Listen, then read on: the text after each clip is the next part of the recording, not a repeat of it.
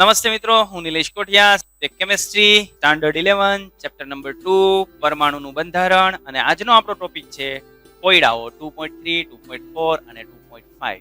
આ કોયડાઓ આપણે જોશું. આ ઉપરાંત સ્વાધ્યાયના કેટલાક પ્રશ્નોની આપણે ચર્ચા કરશું. આ આપણા ચેપ્ટરનો 10મો વિડીયો છે. તો સૌ પ્રથમ આપણે વાત કરીએ છીએ કોયડો 2.3. તો આપણે જઈએ કોયડો 2.3 કે જેની રકમ છે ઓલ ઇન્ડિયા રેડિયો. એમાં દિલ્હીનું વિવિધ ભારતી સ્ટેશન. હવે વિવિધ ભારતી હોય કે એફએમ હોય એનાથી આપણને કશું જ ફરક પડતો નથી. આપણા માટે અગત્યનું છે આ 1368 કિલો હર્ટ્ઝ આવૃત્તિ ઉપર એ પ્રસારિત થાય છે. એટલે આપણને આપેલી છે આવૃત્તિ યાની ન્યુ ફ્રીક્વન્સી આપણને આપી દીધી છે 1368 અને પણ કિલો હર્ટ્ઝમાં. બરાબર, તો આપણને આપી દીધી કિલો હર્ટ્ઝની. કિલોહર્ટ્ઝ આવૃત્તિ પર પ્રસારણ કરે છે. ટ્રાન્સમીટર વડે ઉત્સર્જિત થયેલા વિદ્યુત ચુંબકીય વિકિરણની તરંગ લંબાઈ ગણો અને આ વિસ્તારની અંદર આવતું હશે તે જાણો. તો બે પ્રશ્નોનો જવાબ આપવાનો છે, કયા વિસ્તારની અંદર આવે છે અને ઉત્સર્જિત આવૃત્તિની તરંગ લંબાઈ આપણે આપવાની છે. તો આના માટે તો તમે જાણો છો કે આવૃત્તિ ન્યુ ઇઝ પ્રોપોર્શનલ ટુ 1/λ. સપ્રમાણતા અચળાંક આપણે મૂકીએ c, તો new is equal two c/λ. c એટલે શું થઈ જાય? શૂન્ય અવકાશમાં પ્રકાશનો વેગ. આપણે શું જોઈ છે? લેમ્ડા. તો લેમ્ડાને આપણે કરતા કરીએ એટલે લેમ્ડા ઇઝ ઇક્વલ ટુ c/ન્યુ. બરાબર, તો આપણે એની અંદર કિંમત મૂકીએ. therefore lambda is equal two c. શૂન્ય અવકાશમાં પ્રકાશનો વેગ હોય 3.0 × 10⁸ મીટર પર સેકન્ડ. યાદ રાખવાનો, આ આંકડો યાદ રાખવાનો છે. શૂન્ય અવકાશમાં પ્રકાશનો વેગ 3.0 × 10⁸ મીટર પર સેકન્ડ. છેદમાં આવશે આવૃત્તિ ન્યુ. તો આવૃત્તિ ન્યુ આપણને આપેલી છે 1368 કિલો. કિલો આપણે નથી જોતું એટલે 10⁻³ અને હર્ટ્ઝ એટલે શું થઈ જાય? પ્રતિ સેકન્ડ. રેડી? તો આ શું છે? પ્રતિ સેકન્ડ, આ પ્રતિ સેકન્ડ. તો બે પ્રતિ સેકન્ડ કેન્સલ થઈ જાય એટલે આપણને જે જવાબ મળશે એ જવાબ શેમાં મળશે? મીટર. ઓકે, આ 10⁸ અને આ 10⁻³ ક્લિયર? હવે આને હું ફેરવી નાખું, 1.3 કરી નાખું એટલે આપણને આન્સર મળશે 3.0 × 10⁸ ડિવાઇડેડ બાય 1.368. આ 1 પોઈન્ટ આપણે આ બાજુ ખસેડો, 1, 2 ને 3 સ્થાન આપણે આ બાજુ ખસેડીએ છીએ એટલે પેલું 10⁻³ પ્લસ થશે એટલે 10⁻6 થઈ જશે. રેડી? તો આનો જવાબ આવશે 10⁻². અને મીટર તો છે જ. આનો આપણે જવાબ લખીએ 3/1.368. અહીં આપણને આન્સર મળે છે 2.1929 × 10⁻². તો 10⁻² વડે આપણે મલ્ટીપ્લાય કરી નાખીએ એટલે જવાબ આપણને મળશે 219.29 યાની કે 3 મીટર. આ થઈ ગઈ એની તરંગ લંબાઈ. અને તરંગ લંબાઈ આપણને મળે છે 10⁻² ની રેન્જમાં મળે છે. 10⁻² ની રેન્જમાં મળે એટલે એ કયા વર્ણપટની અંદર આવતી હોય? દીર્ઘ રેડિયો વર્ણપટની અંદર એનો સમાવેશ થતો. કાલે આપણે જોયો તો ને આખો વર્ણપટ, એમાં આ બાજુનો દીર્ઘ રેડિયો વર્ણપટ, એમાં 10⁻², 10⁻6 સુધી બધી જે છે એ રેડિયો ફ્રીક્વન્સી હોય. એમાં 10⁻² એટલે દીર્ઘ રેડિયો ફ્રીક્વન્સીની અંદર આપણે સમાવેશ કરીએ છીએ.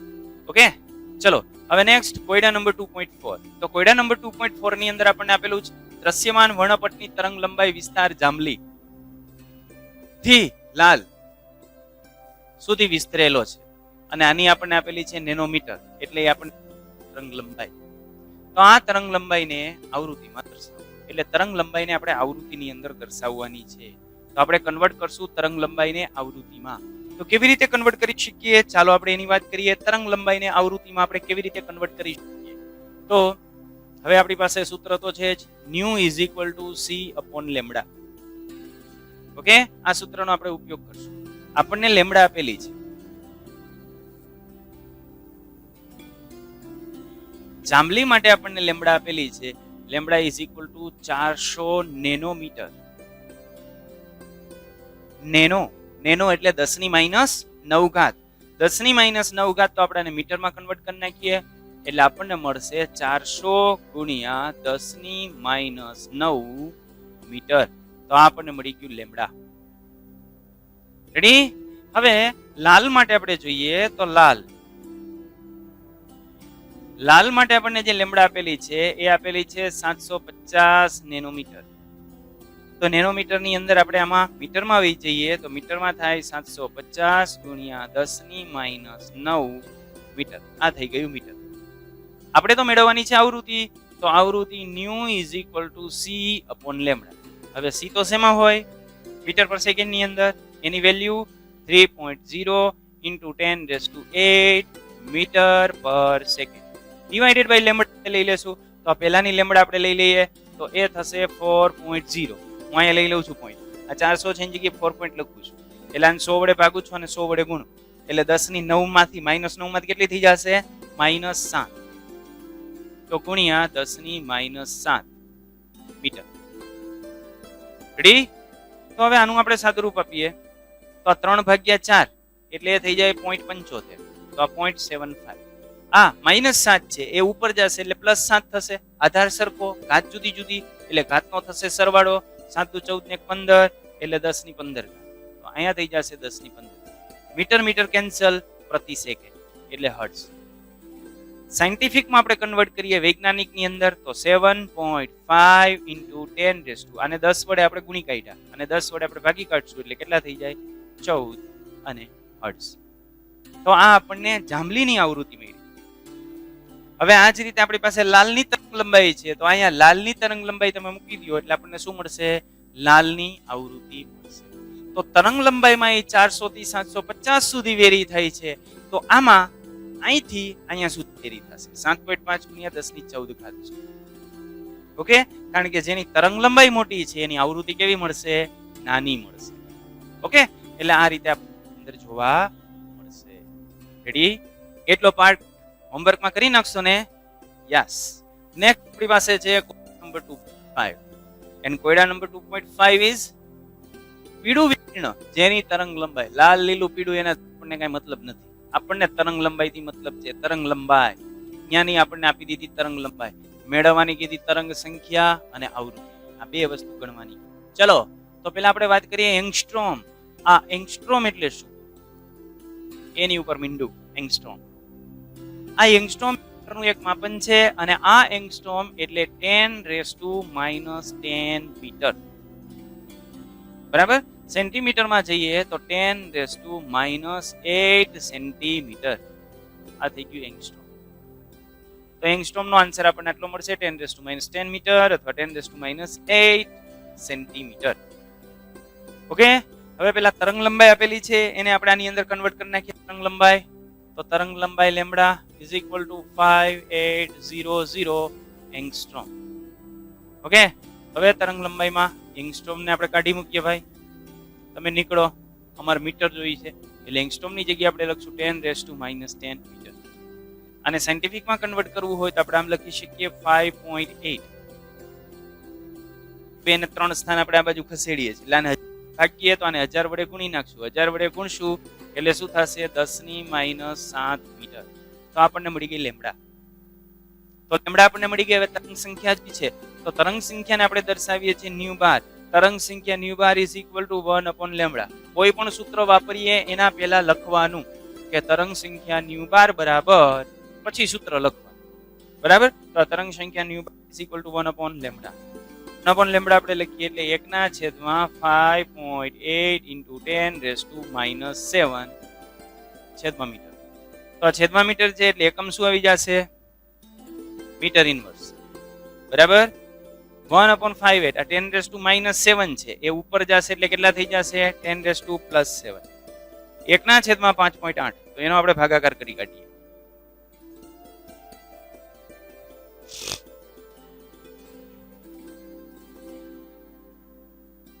તો એનો ભાગાકાર આપણને મળશે 0.1724.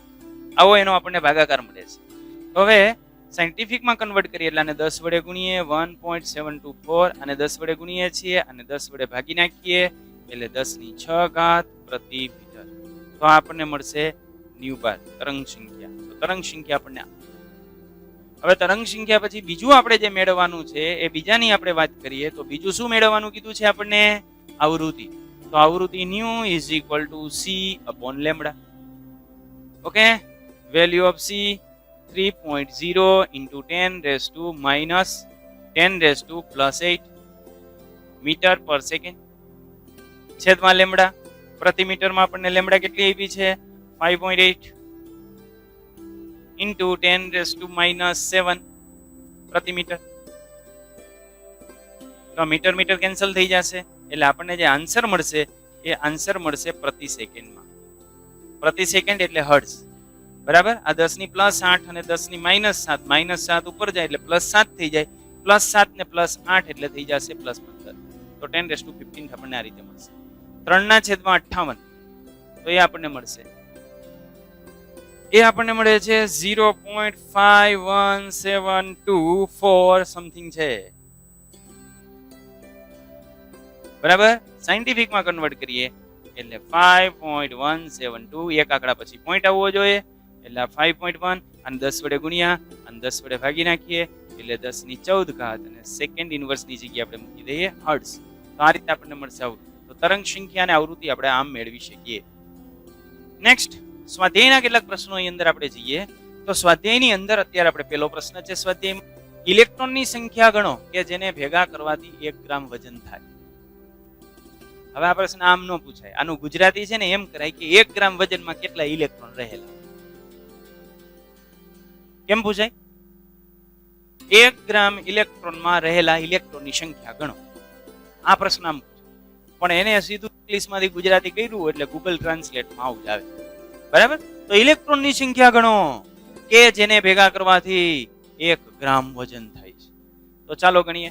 તો આના માટે આપણને એક વસ્તુ ખબર હોવી જોઈએ. એક વસ્તુ અને એ છે ઇલેક્ટ્રોનનું દળ. જો આપણને ખ્યાલ હોય કે ઇલેક્ટ્રોનનું દળ ઇઝ ઇક્વલ ટુ 9.10939 ગુણ્યા 10 ની -31 કિલોગ્રામ. આપણે જાણતા હોય કે ઇલેક્ટ્રોનનું દળ આટલું છે. બરાબર. તો આપણા માટે એ પ્રશ્ન બહુ ઈઝી થઈ જાય. ક્લિયર આટલી વસ્તુ? તો આટલી આપણે રિક્વાયરમેન્ટ છે. તો હવે આના પરથી ત્રિરાશિ મૂકવાની, બીજું કશું જ કરવાનું નથી.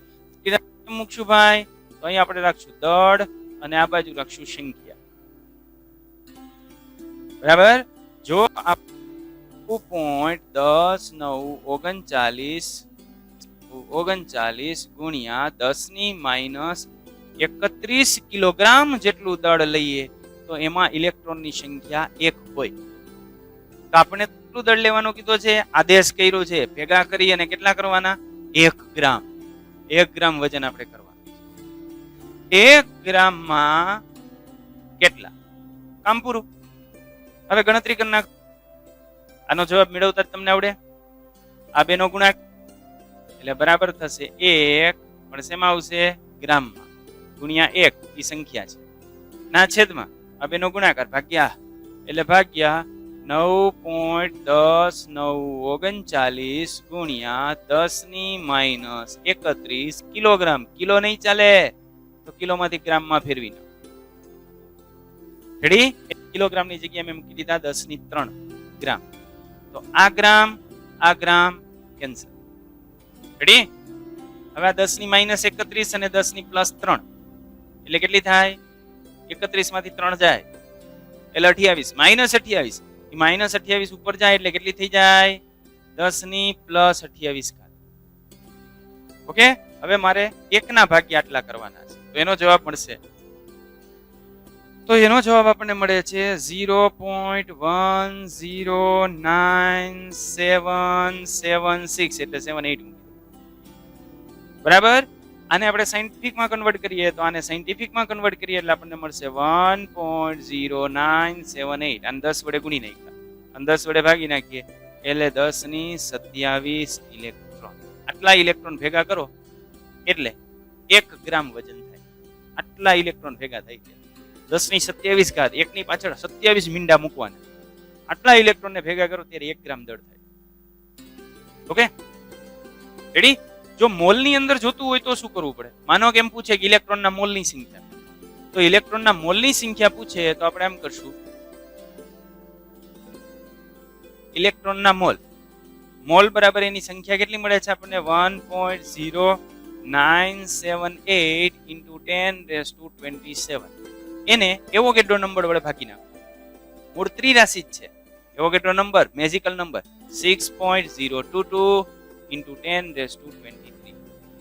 આના વડે ભાગી કાઢો. આના વડે આપણે ભાગી કાઢીએ એટલે અહીંયા 27 અને બરાબર. આનો ભાગાકાર કરીએ તો આની કિંમત આપણને મળે છે 0.1823. એક આંકડા પછી પોઈન્ટ મૂકી દઉં 1.823 અને 10 વડે ગુણ્યા અને 10 વડે ભાગી નાખું એટલે 10⁻³ મોલ ઇલેક્ટ્રોન. યાની બધા જ 10⁻³ ગુણી નાખું તો 1823 મોલ ઇલેક્ટ્રોન. આપણને ઇલેક્ટ્રોનના મોલ એને પૂછ્યા નથી, આપણો તો જવાબ આ જ આવી ગયો. પણ માનો કે કોઈ જે છે એમ પૂછી કાઢે તમને કે ઇલેક્ટ્રોનના મોલની સંખ્યા કેટલી થાય, તો ઇલેક્ટ્રોનના મોલની સંખ્યા થાય આટલી. ઓકે, મોલની સંખ્યા મેળવવા માટે શું કરવાનું? એવોગેડ્રો નંબર વડે, જો સંખ્યા આપી હોય તો એવોગેડ્રો નંબર વડે ભાગી નાખવાનું. શું કામ? તો સિમ્પલ જ છે કે આટલા હોય 6.022 into 10⁻23 ઇલેક્ટ્રોન હોય તો એને 1 મોલ ઇલેક્ટ્રોન કહેવાય. તો આટલા ને કેટલા? બરાબર. એટલે આ જ રીતે આપણને આન્સર મળશે. Ready? Okay, done done done done. હવે આની અંદર બીજો પ્રશ્ન છે કે 1 મોલ ઇલેક્ટ્રોન ભાર અને દળ ગણો. 1 મોલ ઇલેક્ટ્રોનનો ભાર અને દળ, તો એમાં આપણે જરૂર પડશે ઇલેક્ટ્રોનના ભારની. તો 1 ઇલેક્ટ્રોનનો ભાર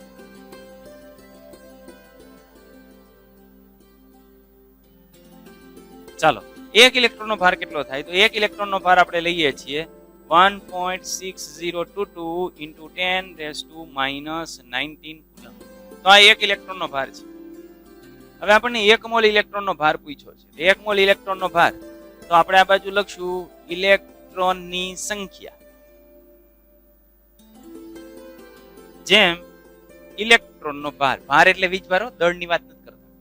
તો જો ઇલેક્ટ્રોનની સંખ્યા 1 હોય તો અહીંયા ભાર કેટલો થાય? 1.6022 into 10⁻⁻19 કુલમ. 1 મોલ, 1 મોલ એટલે કેટલા ઇલેક્ટ્રોન થયા? 6.022 into 10⁻23 ઇલેક્ટ્રોનનો ભાર કેટલો આવે? તો આનો ભાર આવશે 1, તો આનો ભાર આવશે 1.62 into 10⁻⁻19 into 6.022 into 10⁻23. આ 23 અને 10⁻⁻19 બરાબર. તો ત્યાંથી આપણને મળશે 10⁴. કેટલી મળશે? 10⁴, કારણ કે -19 છે અને પેલા +23 છે. બરાબર, એટલે એ થઈ ગઈ +4. હવે આ બેનો આપણે ગુણાકાર કરવાનો થાય. તો એ બેનો આપણે ગુણાકાર કરીએ એટલે એનો ગુણાકાર આપણને મળશે, એનો ગુણાકાર આપણને મળે છે 9.64844. બરાબર. આ હોય છે કુલમમાં, આ હોય છે પ્રતિ મોલમાં, એટલે આપણને મળે આટલા કુલમ પ્રતિ મોલ. યાની 1 મોલ ઇલેક્ટ્રોનનો જે ભાર છે આપણને મળે 9.648 into 10⁻⁴ કુલમ પ્રતિ મોલ. તો બીજો દાખલો, એનો પેલો પાર્ટ આપણે કર્યો 1 મોલ ઇલેક્ટ્રોનનો ભાર કેટલો. હવે 1 મોલ ઇલેક્ટ્રોનનું દળ આપણે ગણવાનું છે. 1 મોલ ઇલેક્ટ્રોનનું દળ કેવી રીતે પડીને 1 ઇલેક્ટ્રોનનો આટલો ભાર હોય તો 1 મોલનો કેટલો? 1 મોલ એટલે આ નંબર, બંનેનો શું આવી જાય? ના. ચલો, તો હવે આપણે રસ છે દળ ગણવા. દળ ગણવા માટે આપણે શેની જરૂર પડશે? તો દળ ગણવા માટે આપણે જરૂર પડશે ઇલેક્ટ્રોનના દળ.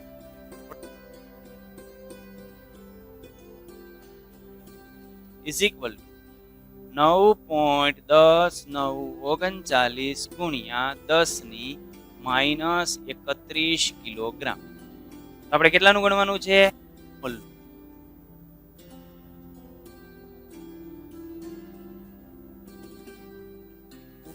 into 10⁻23 ઇલેક્ટ્રોનનું દળ કેટલું?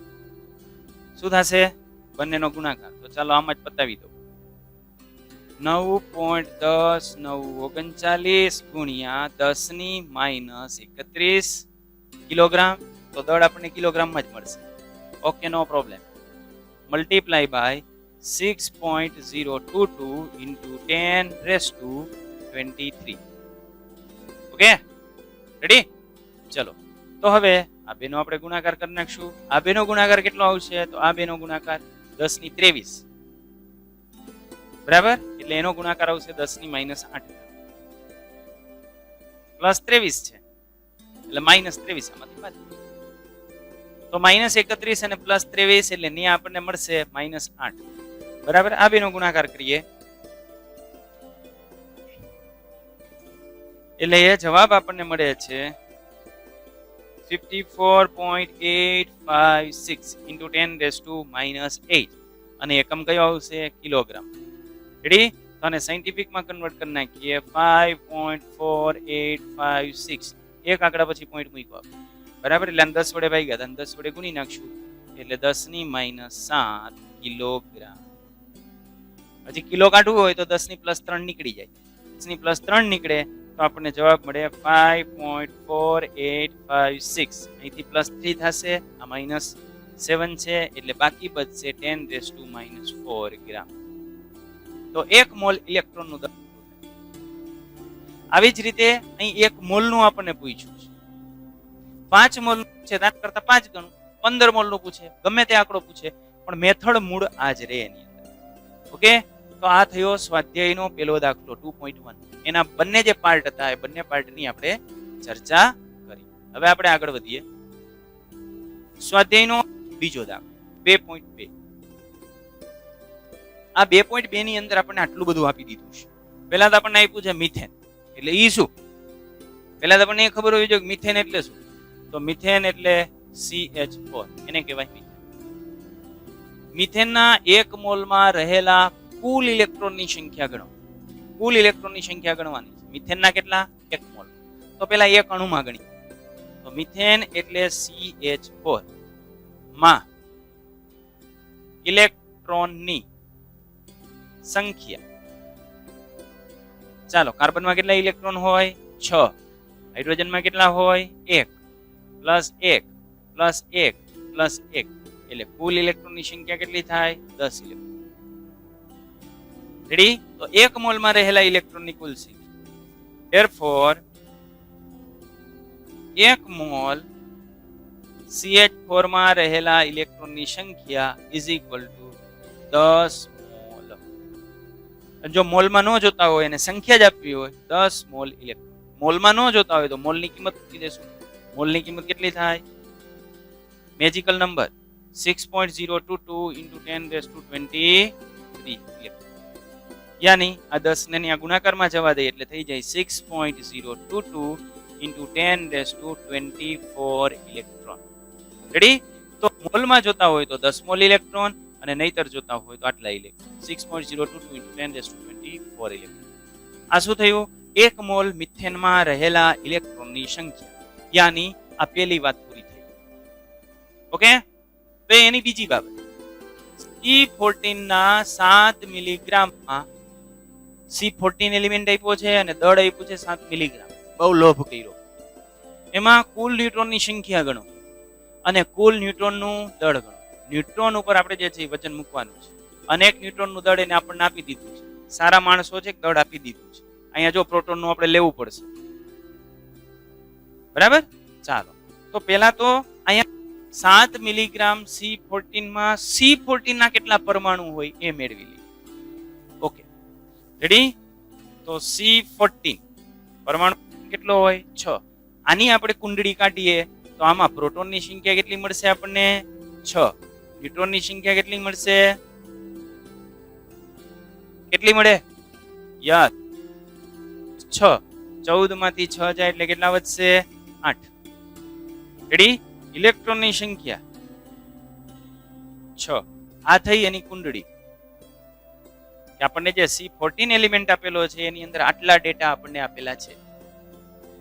Is that clear?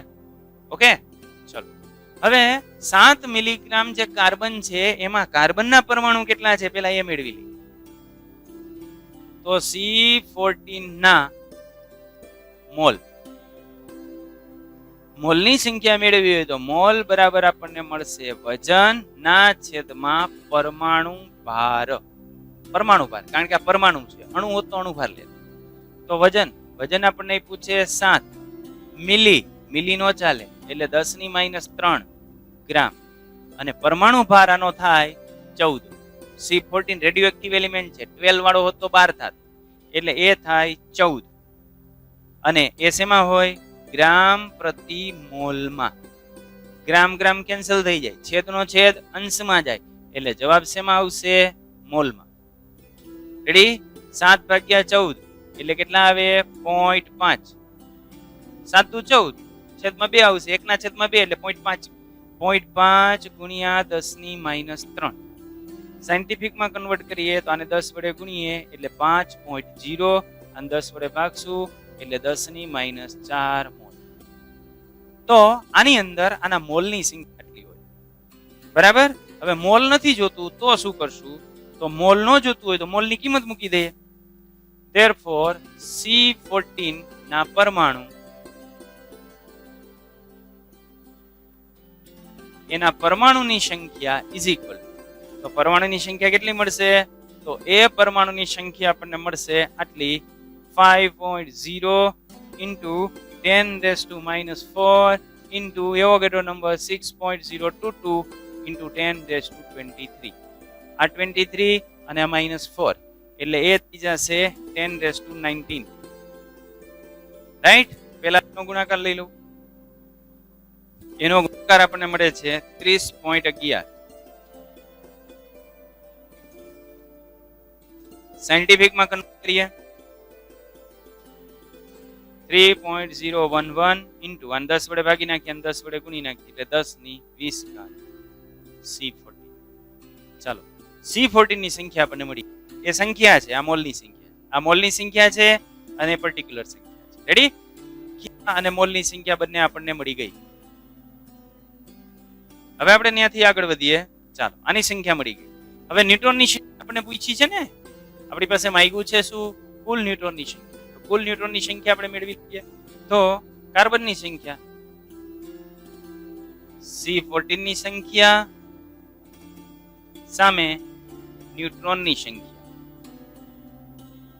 ચાલો, C14 ની સંખ્યા 1 હોય ત્યારે ન્યુટ્રોનની સંખ્યા કેટલી થવાની? 8. કારણ કે કેવી રીતે? આ 14 છે ને આ 6 છે, 14 માં 6 જાય એટલે 8. તો અહીંયા આપણને કેટલા મળ્યા? 3.011 into 10⁻20.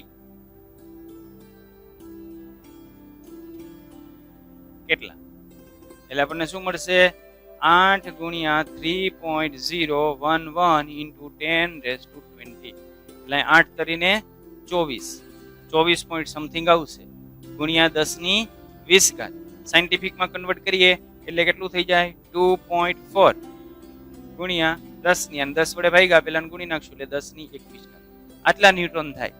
હવે ન્યુટ્રોનનું દળ મેળવવાનું કીધું.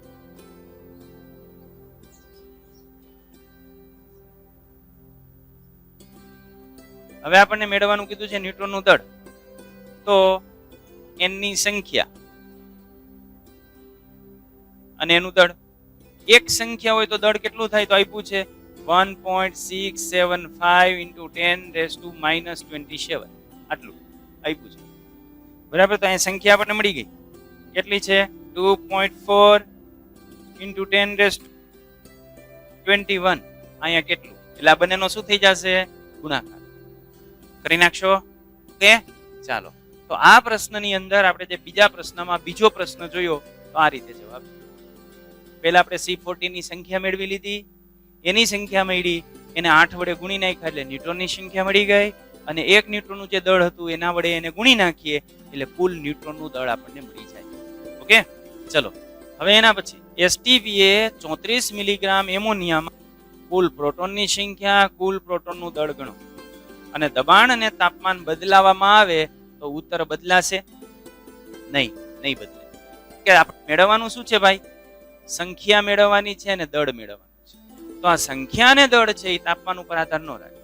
તાપમાન વધારો તો સંખ્યામાં વધારો ન થાય, તાપમાન વધારો તો દળમાં વધારો ન થાય. જો કદ હોત તો ફેરફાર થાત, પણ અહીંયા દળ સંખ્યા આપણી પાસે આવી ગઈ છે એટલે તાપમાનમાં ફેરફાર કરવાથી આમાં એ પ્રકારનો ફેરફાર થશે નહીં. ઓકે, ચાલો. તો હવે સંખ્યા મેળવવાની છે એટલે પહેલા આપણે શું મેળવી લેશું? મોલની સંખ્યા. પહેલા આપણે મેળવી લઈએ એમોનિયાના મોલ. મોલ બરાબર શું થાય? વજન. આગળ આપણે લીધું હતું પરમાણુ ભાર, પણ અહીંયા આપણે શું લેશું? અણુભાર, મોલેક્યુલર વેઇટ. શા માટે? તો અહીંયા પરમાણુ હતો ને અહીંયા અણુ છે એટલા માટે. તો અહીં શું આવશે આપણને? 34, પણ મિલીગ્રામ છે, એટલે મિલી એટલે 10⁻³ ગ્રામ. અને અણુભાર કેટલો થાય? તો અણુભાર થાય 17 ગ્રામ પર મોલ. રેડી? ગ્રામ ગ્રામ કેન્સલ, એટલે અહીંયા 34/17 એટલે કેટલું આવે? 2. 17 × 34, 2 × 10⁻³ આ મોલ, છેદનો છેદ ઉપર વયો જાય એટલે શું થઈ જાય? મોલ. આટલા મોલ આપણને મળશે, 2 × 10⁻³ મોલ. રેડી? તો મોલની સંખ્યા આપણને મળી 2 × 10⁻³ મોલ. ક્લિયર આટલું? તો આ મોલની સંખ્યા. હવે આપણે પ્રોટોનની સંખ્યા જોઈશું.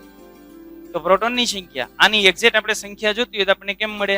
2 × 10⁻³ ગુણ્યા મોલની કિંમત મૂકી દે. એવો કેટલો નંબર? 6.022 × 10⁻23. ઓકે, એટલે 1023 એટલે એનો જવાબ આવશે 10⁻20. રેડી? આ બેનો ગુણાકાર કરીએ એટલે 6 થઈ જાય 12. 12.044. ક્લિયર? એટલે આટલો આપણને જવાબ મળશે. આ શું થાય? એમોનિયાની સંખ્યા થઈ. હવે આપણે પ્રોટોનની સંખ્યા જોઈ છે. તો એમોનિયામાં પ્રોટોન કેટલા હોય? તો એક એમોનિયામાંથી નીકળશે 7 અને આમાંથી નીકળશે 1, 1 ને 1 એટલે કેટલા થઈ જાય? 10. તો આમાં પ્રોટોનની સંખ્યા 10 હોય. રેડી? તો આમાં પ્રોટોનની સંખ્યા 10 છે. તો આપણે પ્રોટોનની કુલ સંખ્યા જોતી હોય તો આને કેટલા વડે ગુણવા પડે? 10 વડે. ત્રિરાશી ખબર પડે ને? એક એમોનિયામાં 10 પ્રોટોન, તો આટલા એમોનિયામાં કેટલા? એમોનિયાની સંખ્યા જેમ પ્રોટોન. એમોનિયાની સંખ્યા કેટલી? 1. ત્યારે કેટલું? 10. 1 કે 10. અહીંયા કેટલા મળ્યા? આટલા. આટલા એ કેટલા? આ બેનો શું થાય? ગુણાકાર ભાગ્યા 1. મળી જાય પ્રોટોનની સંખ્યા. કુલ પ્રોટોનનું દળ ગણવાનું છે. તો આ જે પ્રોટોનની સંખ્યા મળે એને તમારે પ્રોટોનના દળ વડે ગુણી નાખવાની. તો અહીં આપણને જે પ્રોટોનની સંખ્યા મળશે એ પ્રોટોનની સંખ્યા કેટલી મળશે? 12.044 ગુણ્યા 10⁻20 ગુણ્યા 10 એટલે 10⁻21 જેવું થયું. બરાબર? એને ગુણ્યા એક પ્રોટોનનું દળ. તો એક પ્રોટોનનું દળ હવે એ આપણે યાદ રાખવું પડે. એક પ્રોટોનનું દળ 1.67493